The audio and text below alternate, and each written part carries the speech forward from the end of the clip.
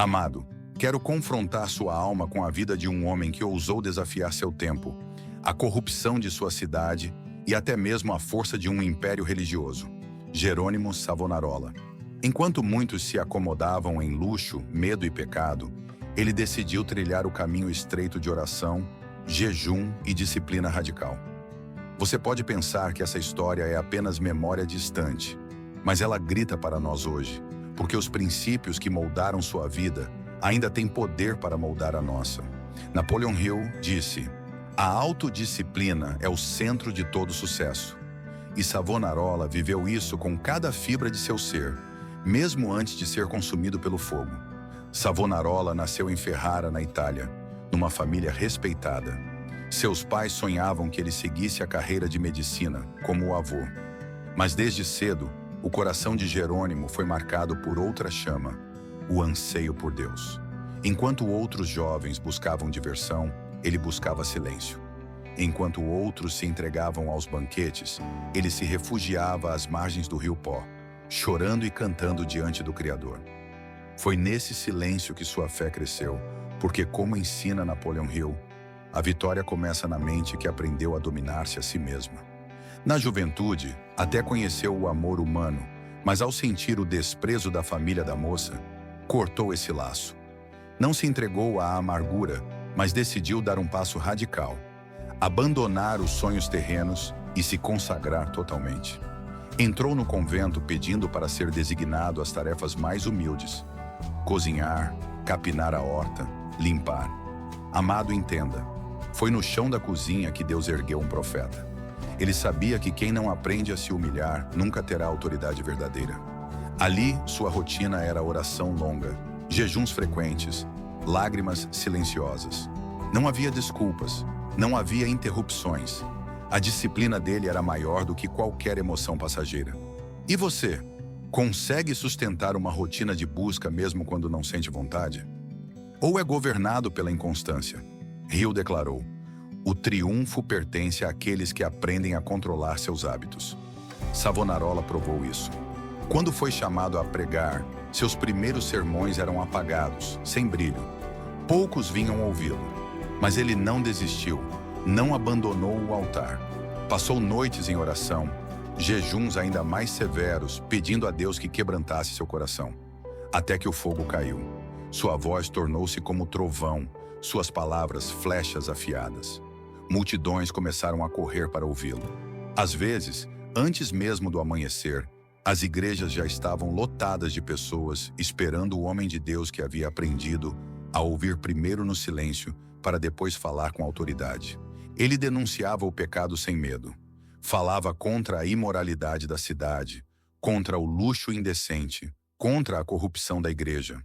Confrontava até Lorenzo de Médici, o homem mais poderoso de Florença. Tentaram suborná-lo, intimidá-lo, calá-lo. Mas como Hill ensinou, o medo é apenas um estado de espírito, e quem o domina conquista a liberdade. Savonarola havia vencido o medo nos joelhos, havia matado a covardia nas madrugadas de oração. Por isso podia falar diante de príncipes como quem fala diante de qualquer homem, com coragem e verdade. Amado, você vive intimidado? Cede a cada pressão? Vende sua fé por migalhas? Savonarola não. Ele preferiu perder a vida a perder a verdade. E essa é a disciplina que falta em muitos hoje. Um dos sinais mais fortes de sua vida foi a chamada fogueira das vaidades. O povo, quebrantado por sua pregação, trouxe roupas luxuosas, espelhos, instrumentos de vício, até obras de arte que simbolizavam corrupção. E tudo foi queimado em praça pública. Não era apenas fogo exterior, era fogo interior. Amado, onde está a sua fogueira? Você ainda guarda seus ídolos secretos, suas vaidades escondidas, suas paixões que afastam de Deus? Enquanto você protege seus pecados de estimação, Savonarola e o povo de Florença estavam dispostos a ver o supérfluo virar cinzas para que a santidade brilhasse. Sua vida era marcada também por visões e experiências espirituais intensas. Conta-se que passou 5 horas imóvel em oração, em êxtase, com o rosto brilhando. Amado, quando foi a última vez que você se deixou consumir assim pela presença de Deus?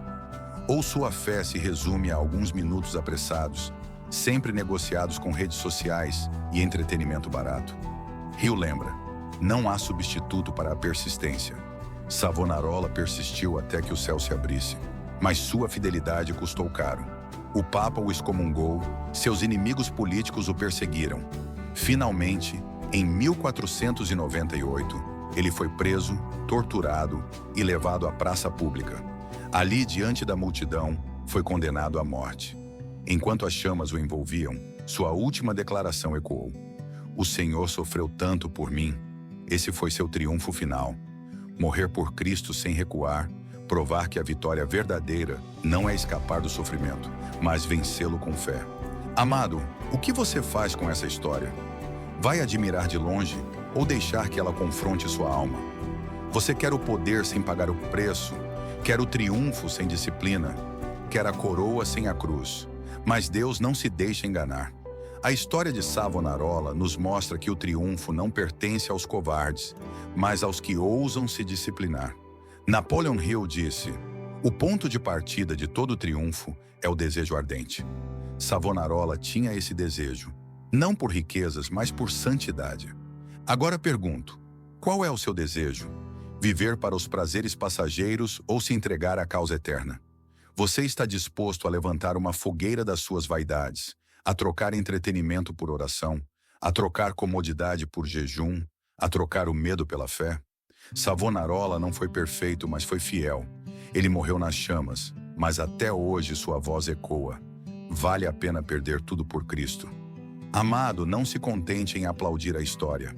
Viva-a! O mesmo Deus que incendiou Savonarola pode incendiar você. Mas lembre-se, o preço é disciplina, renúncia, coragem. Hill concluiu: "O homem que domina a si mesmo conquista o mundo." Savonarola provou isso. E você, quando vai começar? Amados irmãos, se esta mensagem falou ao seu coração, inscreva-se agora no canal, ative as notificações e deixe o seu like para que o conteúdo chegue a mais pessoas. Compartilhe com alguém que esteja precisando de uma palavra de esperança e fé, pois um simples gesto pode transformar vidas. E se hoje não tiver ninguém para enviar, inscreva-se mesmo assim. Assim você se torna parte deste propósito de espalhar a luz de Deus e alcançar mais corações sedentos da verdade. Que Deus te abençoe grandemente. Amém.